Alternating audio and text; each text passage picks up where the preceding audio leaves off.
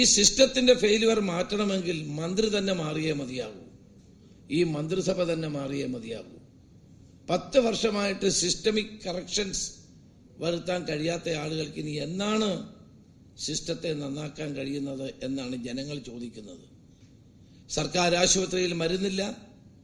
ഇപ്പോൾ ഡോക്ടർമാർ കുറെ ദിവസമായി സമരത്തിലാണ്. രോഗികൾ ചെന്നാൽ ഓപ്പറേഷൻ പോലും നടക്കുന്നില്ല. രോഗികൾക്ക് സർക്കാർ ആശുപത്രികളിൽ ഒരു പരിചരണവും ലഭിക്കുന്നില്ല. എന്നാൽ അവരോട് ചർച്ച ചെയ്ത് അവരുടെ ശമ്പള കുടിശ്ശിക കൊടുക്കാമെന്നും മറ്റാനുകൂല്യങ്ങൾ പരിഗണിക്കാമെന്നും പറയാനുള്ള മര്യാദ പോലും കാണിക്കാതെ സമരം ചെയ്യുന്ന ഡോക്ടർമാർ സമരം ചെയ്യട്ടെ, രോഗികൾ അനുഭവിക്കാനുള്ളത് അനുഭവിക്കട്ടെ എന്ന നിലപാടാണ് ഗവൺമെന്റും ആരോഗ്യമന്ത്രിയും സ്വീകരിച്ചുകൊണ്ടിരിക്കുന്നത്. ആര് ചെന്നാലും ഡോക്ടർമാർ അറ്റൻഡ് ചെയ്യുന്നില്ല. രാജ്യം മുഴുവൻ ബോർഡ് വെക്കുകയും തെരഞ്ഞെടുപ്പിന് വേണ്ടി സർക്കാർ പണം ഉപയോഗിച്ചുകൊണ്ടുള്ള പ്രചരണ പരിപാടികൾ നടത്തുകയും മാത്രമാണ് ചെയ്യുന്നത്. ഇത് ജനങ്ങൾ മനസ്സിലാക്കുന്നുണ്ടെന്നുള്ള വിവരം